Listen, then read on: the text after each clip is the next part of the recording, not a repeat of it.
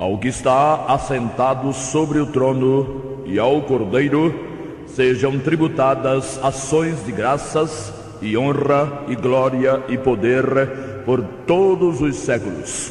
Missão Evangélica Boas Novas. Programa Boas Novas. O que jamais passou pela mente de pessoa alguma em toda a história do gênero humano, salvação eterna, vida eterna de graça, sem participação humana nenhuma, é o que pregamos, porque é isso que significa o Evangelho da Graça do Senhor Jesus.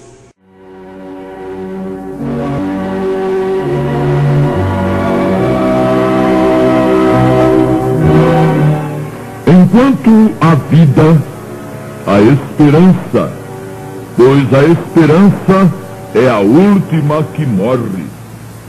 Existem pessoas que vivem toda a vida vivendo de esperanças. Para cada dificuldade, para cada pedra no caminho, a esperança passa a ser o alimento da alma. Na maioria das vezes, a esperança serve só de consolo, sem qualquer certeza, pois o que se esperou ficou só na esperança, não houve concretização. Enquanto a vida, a esperança, é expressão usada mais em situações em que a vida de alguém está por um fio de esperança. Nesse caso, alimenta-se a esperança de que aquela pessoa sobreviva àquele mal, mesmo que outro mal a acometa e a leve. Essa máxima, enquanto a vida, a esperança, é a medida exata da situação de cada um ser humano em relação à eternidade, exceto dos remidos.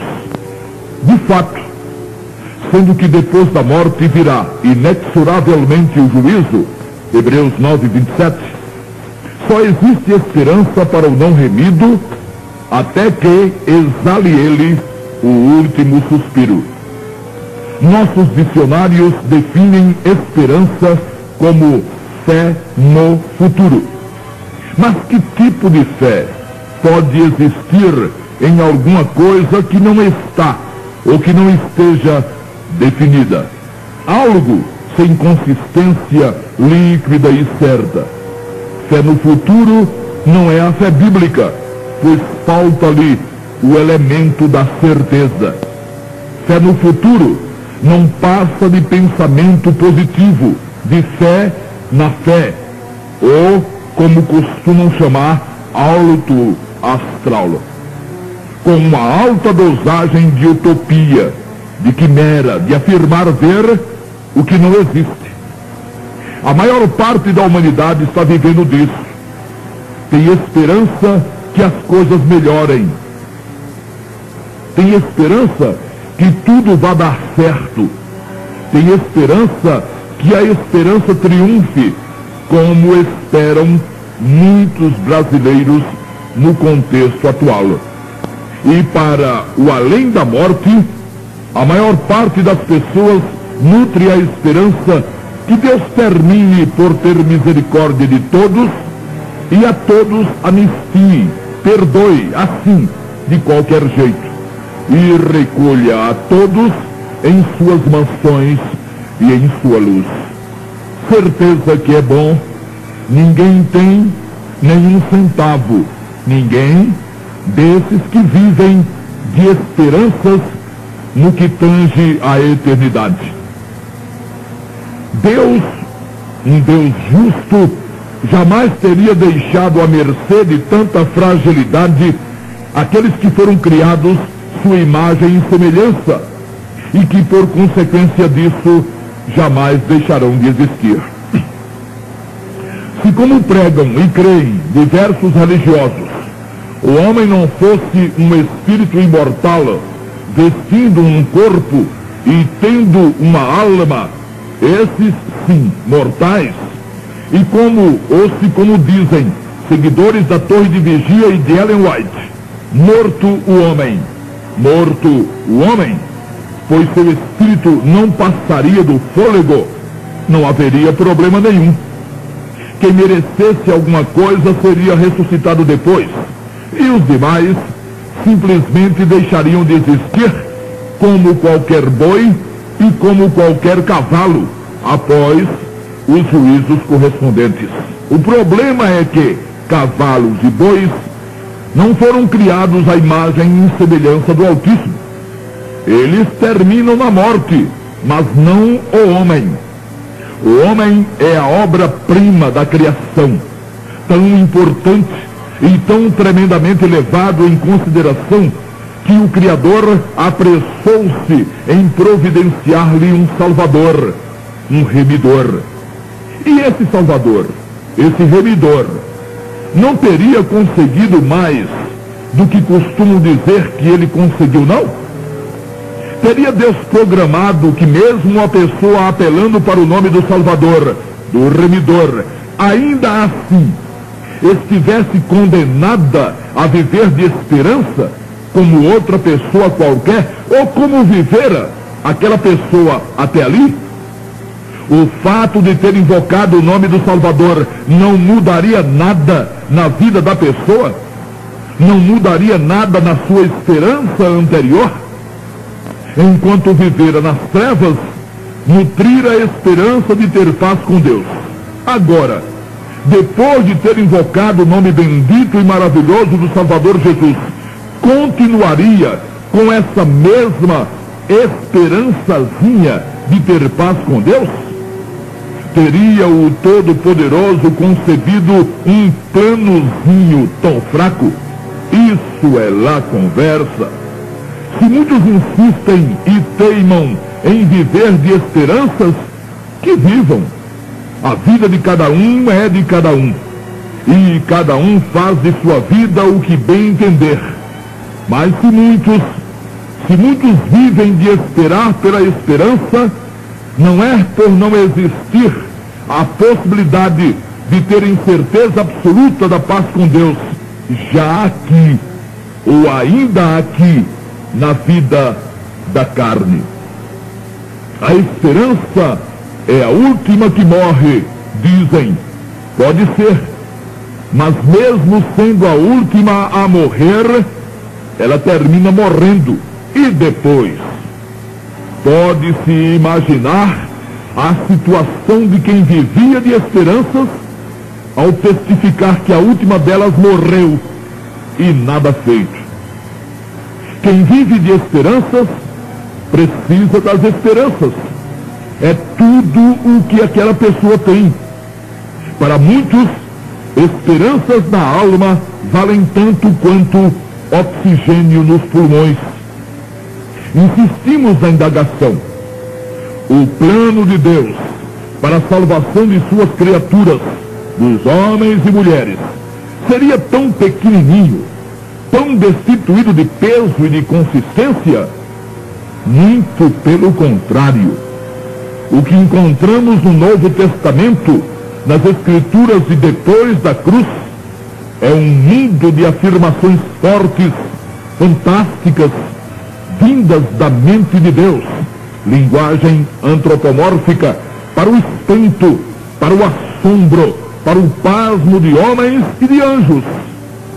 Anjos que bem gostariam de atentar para o tamanho, para a imensidão da bênção proporcionada pelo sangue do Senhor Jesus.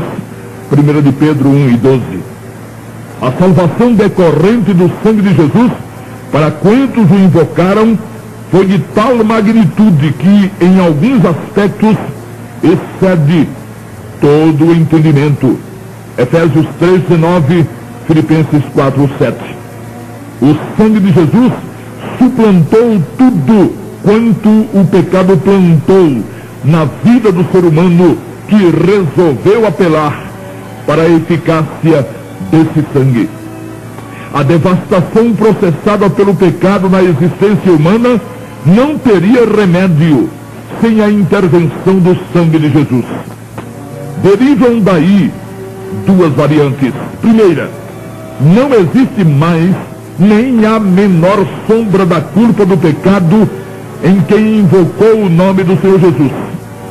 O sangue e a culpa são incompatíveis, não podem ocupar o mesmo espaço.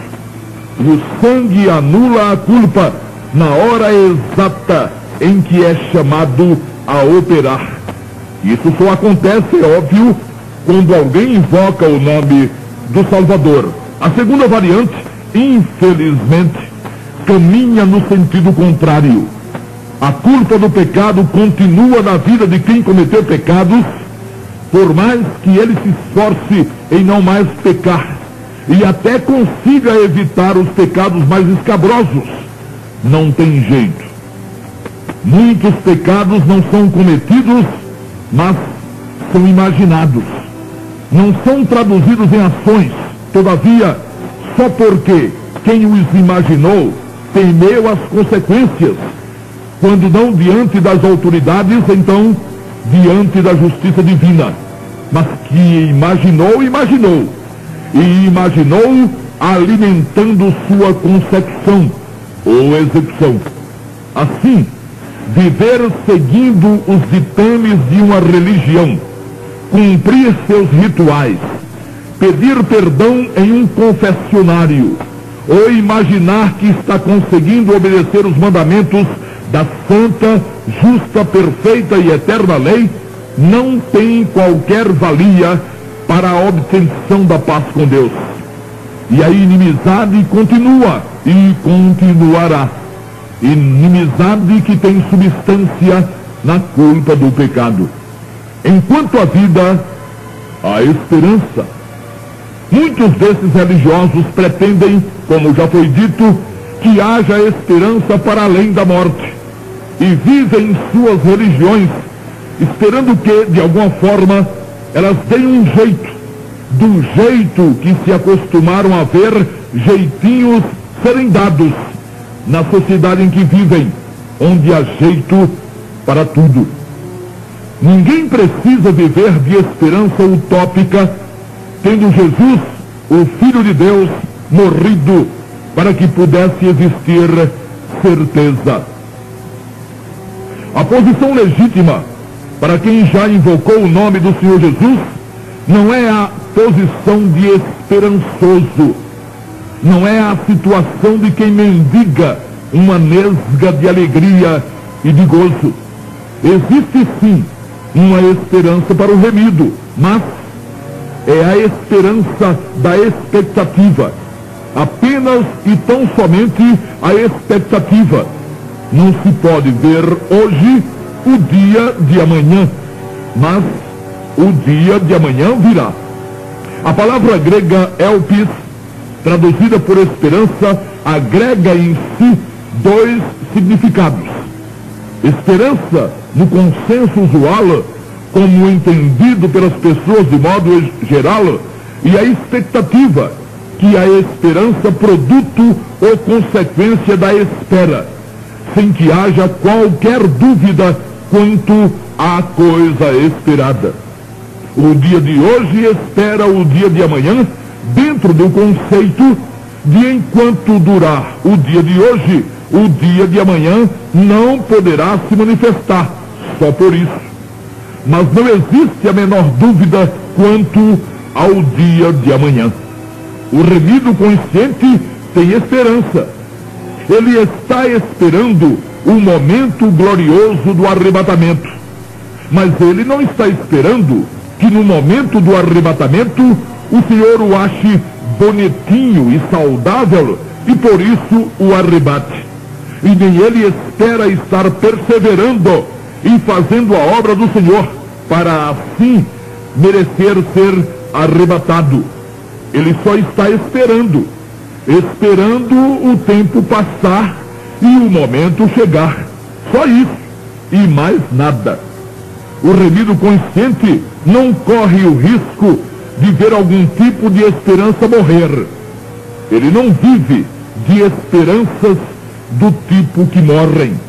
Morrem por último, mas terminam morrendo. Desde que ele invocou o nome do Senhor Jesus, que essa agonia deixou de existir em sua vida. O remido consciente vive na mais absoluta e plena certeza de sua posição para com o Todo-Poderoso. Ele não tem mais a culpa do pecado. Jesus a levou sobre si, sem deixar nenhuma milionésima parte de grama. Assim foi o plano de Deus. E tinha que ser assim. Estabelecer um plano para deixar alguma coisa a cargo do homem não seria sábio nem para outro homem, quanto mais para Deus, que já sabia que a depender do próprio homem, nenhum deles chegaria à sua presença. É só olhar para os que pensam que podem merecer a justificação, ou então que conseguem manter a salvação. Vivem na hipocrisia de parecer ser o que não são e sabem que não são, mas insistem em parecer ser. Demonstram uma espiritualidade falsa que é alimentada pelo medo. Exatamente por isso negam ter certeza de salvação, pois não acreditam permanecerem fiéis, como pensam que precisam estar para assim serem finalmente salvos. Haja sofrimento para eles e haja vergonha para o Salvador. Vivem muitos de manifestações sobrenaturais para terem alguma certeza. E não se duvida existirem manifestações sobrenaturais. Elas só não vêm do Senhor, nenhuma delas.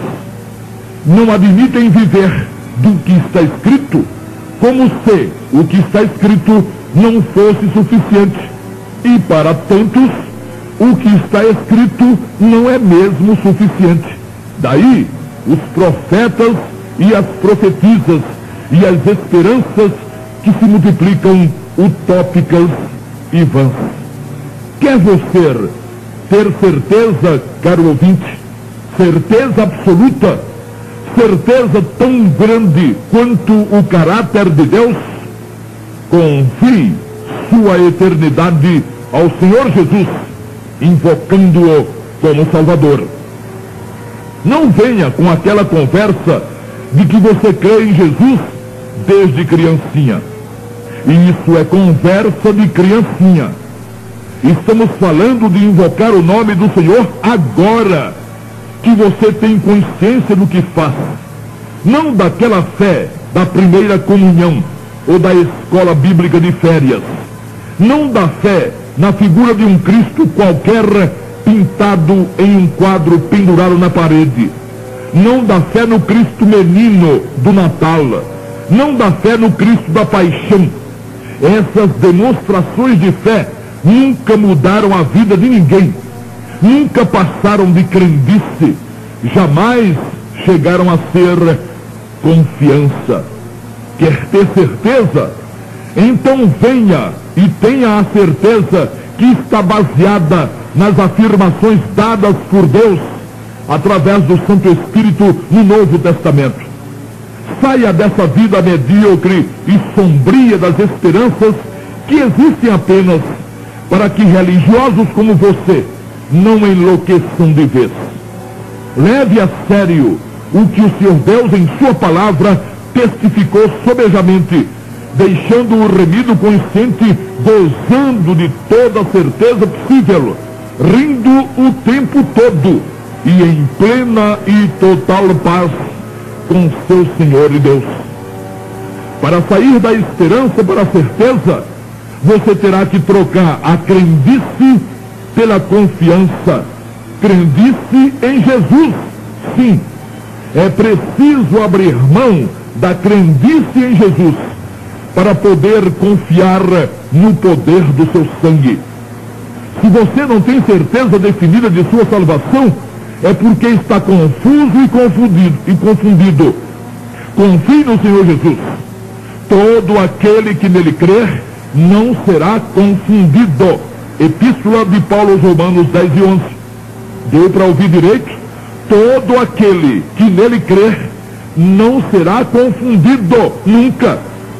Não está escrito por acaso que todo aquele que cumprir a lei não será confundido, e nem que todo aquele que for bom e praticar boas obras e não mais pecar não será confundido. Não será confundido quem quer que confie no Senhor Jesus e o constitua seu Salvador pessoal, invocando-o. Agora, tem que ter coragem. Tem que abrir mão daquilo que pensa que é, daquilo que pensa que pode e daquilo que pensa que sabe. Tem que abrir mão dessas esperanças vagas e vãs para confiar definitivamente no poder e na eficácia do sangue do Senhor, e só nele. Tem que admitir ser nada e nada poder na questão da eternidade. Tem que partir do nada para dar a Jesus o direito de ser tudo. Ao admitir nada ser, o ser humano está apenas concordando com Deus, para quem ninguém nada é, em relação aos valores morais e espirituais. Quando alguém admite nada ser, atinge o ponto máximo de sua inutilidade. Chega ao fundo do poço. Não tem como descer mais. É exatamente nessa situação que esse alguém toma consciência da tremenda necessidade que tem da ajuda total do Senhor Jesus. Enquanto não chega aí, o homem imagina precisar de Jesus apenas para lhe mostrar o caminho, para lhe dar as dicas de como fazer e de como não fazer para agradar a Deus. Enquanto não assume sua inutilidade, o pecador acha que precisa de um ajudador, de um salvador total. Não. Ele não se sente tão inútil assim. Dá para tentar alguma coisa. E muitos já morreram tentando. Se morrer tentando tivesse algum valor, até que a situação não seria tão desesperadora. Mas tentar e nada valem a mesma coisa. A coisa que nada vale. Reconhecendo nada ser e nada poder, a pessoa humana então, em desespero, olha para o Senhor Jesus e vê nele a solução proposta por Deus para absorver sua inutilidade. E humildemente está no fundo do poço, invoca com todo fervor, pois com toda confiança, seu nome, e recebe todos os benefícios alcançados por seu precioso sangue. E como afirma o texto paulino, não será confundido em tempo algum, pois todo aquele que invocar o nome do Senhor será salvo. Romanos 10, 13. Isso é coisa séria. Essa é uma afirmação de abismar, de deixar tonto quem viveu a vida ou quem vive a vida enredado em religiões que puxam de lá, soltam dali e não chegam a lugar nenhum. Aqui não. Aqui é preto no branco. Quem invocar o nome do Senhor, e Senhor desse texto é o Senhor Jesus e não Jeová, como falsamente traduziu a torre de vigia. Aqui é o Senhor que foi ressuscitado por Deus, e Deus nunca foi ressuscitado, porquanto Deus nunca morreu. Quem invocar o nome do Senhor Jesus, pois, será salvo tão logo o invoque, ou no mesmo momento em que o invocar. E só será salvo por estar perdido. Não se salva um salvo, e nenhum salvo ia precisar ser salvo.